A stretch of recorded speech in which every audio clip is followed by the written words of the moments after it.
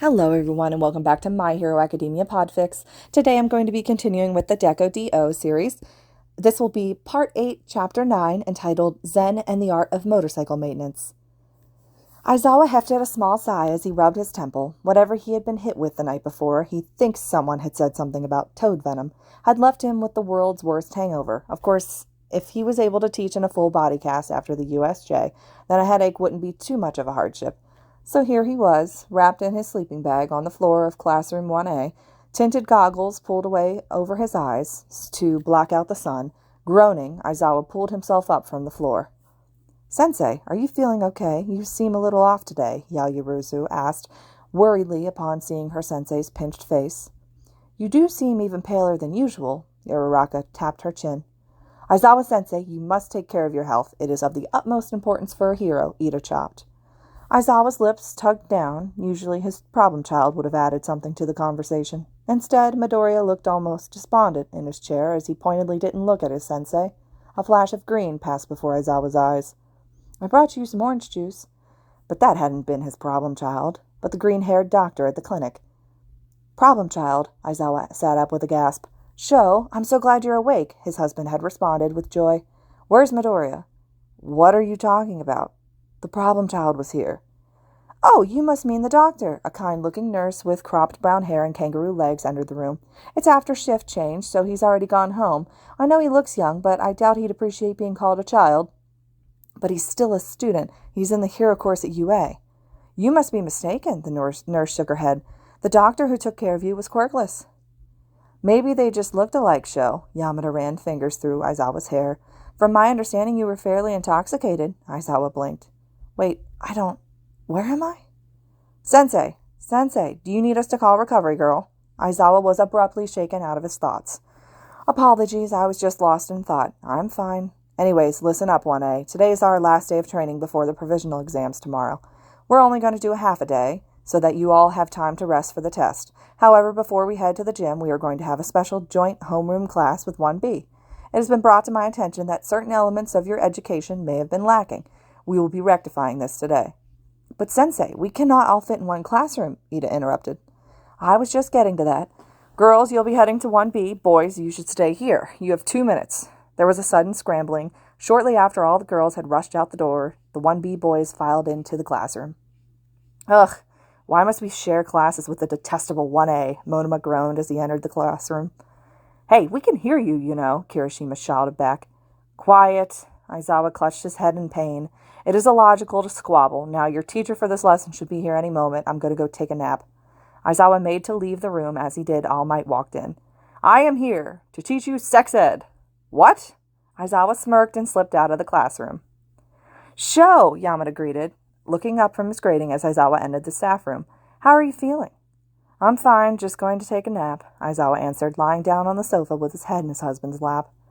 "Good idea," Yamada agreed, resting his hand on Aizawa's head and idly running his fingers through his husband's tangled hair. Aizawa hummed contentedly as he drifted off to sleep. "You're at the Musatafu Community Health Center. My name is Obi Kozui, and I am the head nurse on shift. It seems as if you had a nasty run-in with a toad venom quirk while on patrol last night." Aizawa took a minute to look around at his surroundings. It did look like a hospital room, but this place seems run down for a health center. "Sho!" Yamada scolded. "It's all right," Obi-san smiled. "It is run down, but it can't be helped. You see, the health center treats those who cannot access treatment somewhere else. As a result, we don't have much in the way of funding. The person who brought you in assumed that you were quirkless from your fight, and so they brought you to us." "I don't understand," Aizawa frowned. "Don't you? You're an underground hero, right? I'm surprised you don't know already. In today's society, there are certain groups of people who cannot access medical care. The quirkless, people with certain mutation quirks, those with villainous quirks, and those others who, for some reason or another, may or may not have access to treatment.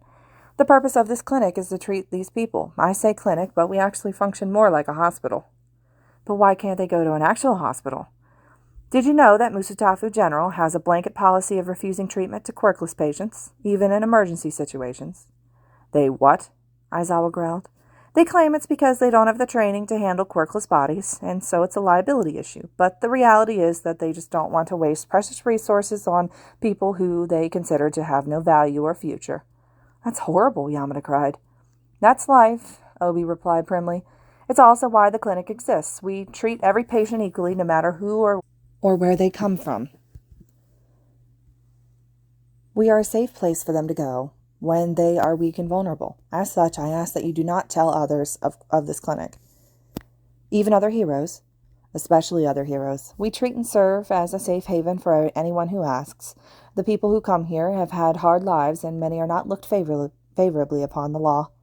You treat villains, Aizawa asked Darley. We treat people, Obi countered. Medical care is a basic human right, no matter who you are or what you may have done. The vast majority of our patients have done nothing illegal, and we see fair few more vigilantes than villains, but we turn no one away. It only works so long as everyone who comes in here is both welcome and safe. And no hero has ever found out about this? Of course they have, Obi scoffed. Recovery Girl was here to observe one of the doctors only a few days ago. They simply have kept that knowledge to themselves because they know what we do is more good than harm. Wait, Chio-sensei was here, Yamada blinked. Feel free to ask her yourself. Anyways, I need to do a physical if you ever want to be discharged. Can you touch your nose with your finger for me? Sho, wake up. Aizawa blinked sleepily. Huh? Homeroom is more than halfway over. You mentioned you wanted to stop by Chio-sensei's office before going to the TDL.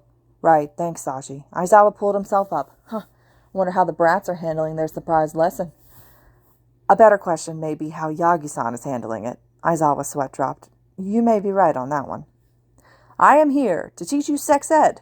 Izuku blinked in shock as his classmates cried out. He knows he was the one to suggest this, and he's glad that the boys don't have to deal with Midnight Sensei. Really, but Yagi? There's no way this was going to go well. Sex ed? Kaminari gaped. Yes, today, zygotes, we will learn all about the reproductive system and, Yagi blushed a deep crimson. The, appropriate way to protect yourself that is, Izuku face-palmed. This was already going to be a disaster. I see, Shoto responded in his usual monotone. If this is about where babies come from, I am not in need of this lesson. I learned that from my brother last week. An awkward silence fell over the class. Izuku slammed his head against his desk. He loved his friend dearly. But why did Shoto have to be so awkward? And this was coming from the king of awkward. The secondhand embarrassment was just killing him. Right, All Might coughed harshly. Where babies come from is certainly part of it, but there is more. Sensei, why exactly are we having this class? I mean, we're all in high school. Shouldn't we know all this stuff already? Sero asked. Just because you know this stuff doesn't mean everyone here does, Izuku interrupted irritably. Something which should be clear given the last few minutes. Exactly, Midoriya Shonen. All Might spat out a spray of blood. And now that everyone is living in the dorms together, the principal decided it was better to be safe than sorry. Now, does anyone have any more questions before we begin? Are we going to get to see pictures? What exactly will we be covering in this class? Are we going to talk about straight relationships, or are we covering gay relationships too? Are the girls doing this too? Do I have to? Do you have any kinks, All Might Sensei? And the awkward silence was back, along with All Might's blush. Now, to answer your questions one at a time. Yes, Mineta Shoten, I have prepared a wonderful diagram of the male anatomy. Izuku almost snickered at his disappointed face. I have a syllabus, which I will be handing out in just a moment. We will be talking about both heterosexual and homosexual relationships. Yes, the girls are with Midnight Sensei and 1B. Yes, you have to. Now let's begin. All Might was not at all subtle in dodging that last question. All right, this is going to be so manly, Kirishima cheered. Everyone just turned to stare at him. What? Ida Shonen, if you wouldn't mind passing out the syllabus. Of course, All Might Sensei. Ida agreed, jumping to his feet. Great, thank you. Now we will begin with a basic overview of the male anatomy. All Might continued to go over the attached diagram that he presented. Izuku let All Might's lecture fall into the background noise as he discreetly pulled out his phone from under his desk. He proceeded to open up his group work chat. Guys, All Might is trying to teach sex ed right now. LOL. You brought this upon yourself, my dude. Could be worse, at least it's not Midnight. Honestly, Midnight might have been better than this. All Might is so awkward, I'm going to die from secondhand embarrassment. Houndell may find that he has some new patients after this. I'm so glad that's not my job. No, you get to deal with me. So mean. What's sex ed? Shit. Can I get an F in the chat? F. I can't believe you guys fell for that. I'm a nurse. Of course I know what sex is. You're a demon is what you are. Midoriya Shonen, Izuku's head shot up. Yes, All Might Sensei. I'm sure whatever is on your phone is very important. However, I do ask that you give me your full attention. Izuku blushed scarlet. Sorry, Sensei. Not to worry, my boy. We are all a little uncomfortable here. Ha ha ha. All Might boomed with an awkward laugh. Now, where was I? You were about to demonstrate the proper way to put on a condom, sir. Ida replied as formally as ever. Joy, Monoma groaned. Ah, yes, may I present my trusty banana? All Might whipped out a suspiciously phallic-looking banana from thin air. Izuku slapped his face into the palms of his hands. Could this get any more embarrassing? He shouldn't have asked. Yes, lube can come in many varieties as it's essential for your partner's comfort. Some of it is even flavored. Me? Well, I've always been partial to strawberry. BDSM? Perhaps that topic is a little advanced for today's lesson. Well, if you insist. I did have this friend in the U.S. who, well, many find it that it is pleasurable. I must caution about quirk use in the bedroom. Why, once when I was around your age, or maybe just a little bit older, back in Izuku's work group chat, I have heard things that can never be unheard. Spill the tea. Strawberry has been ruined for me forever. But you are a strawberry. Oh, God. Guys, he's handing out condoms and bananas. That sucks to be you. So cliche. Bets on how many kids are secretly making condom balloons? My psychiatrist's senses are tingling right now. This should be good. Based on how you're currently projecting onto Izuku's classmates, it's fair to say that you made a fair few condom balloons yourself in your youth. The way you phrase it implies that you consider condom balloons to be an agitator of authority. This leads me to believe that, as a child, you regularly played with condoms in an attempt to gain your father's attention by making him angry. Low blow. Played with condoms? You make him sound like a child deviant. Obviously he was a child deviant. Like you can talk, you literally spend your nights doing illegal shit. Yo, Midoriya, you still there? I am suddenly very grateful that I suggested this class to Aizawa-sensei. This is not how to put on a condom. You know what? I don't even want to know. I hear you had a rather interesting shift last night, Recovery Girl greeted as Aizawa slunk into her office. Pardon? The clinic staff did inform you that I'm in the know, right? Recovery Girl spun around in her chair. It was such a wonderful surprise to get that video from Umeda-chan. Video? Mm-hmm. You just say the darndest things under the influence of drugs, Aizawa paled. It really was thoughtful of that girl. Now I have the perfect tool to make you rest when you're injured or ill. That's blackmail. Pish posh, it's merely a mild disincentive. And people forget you and the rat are friends. Do they? I can't imagine why. Nezu-san is a delightful partner for tea. You would say that. Anyways, it would be illogical to continue this conversation. I have to return to my class shortly. What can I do for you then? What's the deal with the clinic? Is it legit? I assume they gave you the spiel. Aizawa nodded shortly. Right, well, I suppose that depends on what you mean by legit, as you say. Are they legal? Not really, no. Most of them are not licensed to practice medicine. The Recovery Girl held up her hand, silencing Aizawa's next sentence. However, they do good, ethical work. I've personally supervised a shift there and am training one of their trauma surgeons in my spare time. They give better medical care than most hospitals and with less than half of the resources. I don't understand, Aizawa growled. They treat villains. That's what you're so caught up on, Recovery Girl scoffed.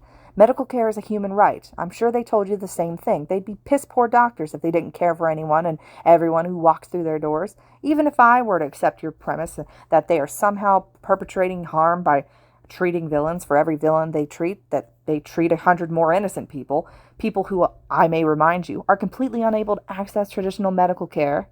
Still, Shota, imagine you're on patrol and you find a bleeding corpse child in the street. Let's say he has an open fracture. His injuries are far too severe for you to treat yourself. What do? Take him to a hospital, Aizawa replied immediately before pausing. Oh.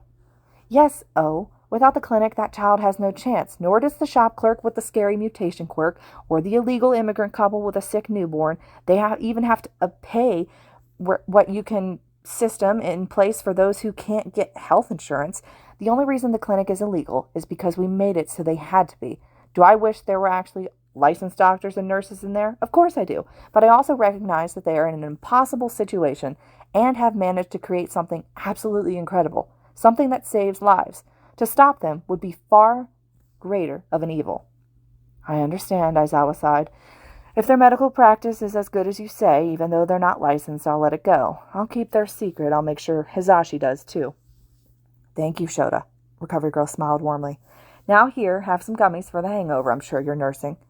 Thanks, Chio-sensei. Aizawa gratefully accepted the handful of sweets. Even without the hangover, he would never turn down Chio-sensei's gummies, though none of his students would ever guess it. Aizawa had a massive sweet tooth. Of course, dearie, Recovery Girl turned back around. Now off with you. I don't want to see you hanging around my infirmary anymore, unless absolutely necessary. Yeah. Aizawa stuffed his hands into his pockets and slunk out of the room. He had brats to wrangle. Idly, he wondered how traumatized his students would be when he saw them next. After all might and sex ed were perhaps the two most awkward things possible that Aizawa had witnessed in his whole life, and he had once been a middle schooler. It really was the perfect opportunity to torture both his students and his most annoying coworker. Aizawa giggled, oblivious to the 3 nearby students staring at him in abject horror. Maybe today wasn't so bad after all. Meanwhile, with the girls in classroom 1B, "All right, girls," Midnight cracked her whip. "Listen up. Yes, Sensei. Don't have sex because you will get pregnant." Midnight Sensei paused dramatically. "And die." Sensei. Don't have sex in the missionary position. Don't have sex standing up. Just don't do it. Promise? Okay, now everybody take some rubbers. Silence. Now, at your age, you're going to be having lots of urges. You're going to want to take your clothes off and touch each other, but if you do touch each other, you will get chlamydia and die. Is Sensei just quoting pre-Quirk era movies? Yes, she is. This concludes Chapter 9 of Deku Dio. That was so hard to get through. I had to re-record that one as well. It was constant laughing on my part. I hope you guys enjoyed this one as well. Also, I just want to say thanks so much for all the support on the videos, guys. It's been so amazing. You guys have been so supportive, and it's been awesome making these videos for you. So, as always, I appreciate it, and let me know your feedback or your thoughts below. Thanks again.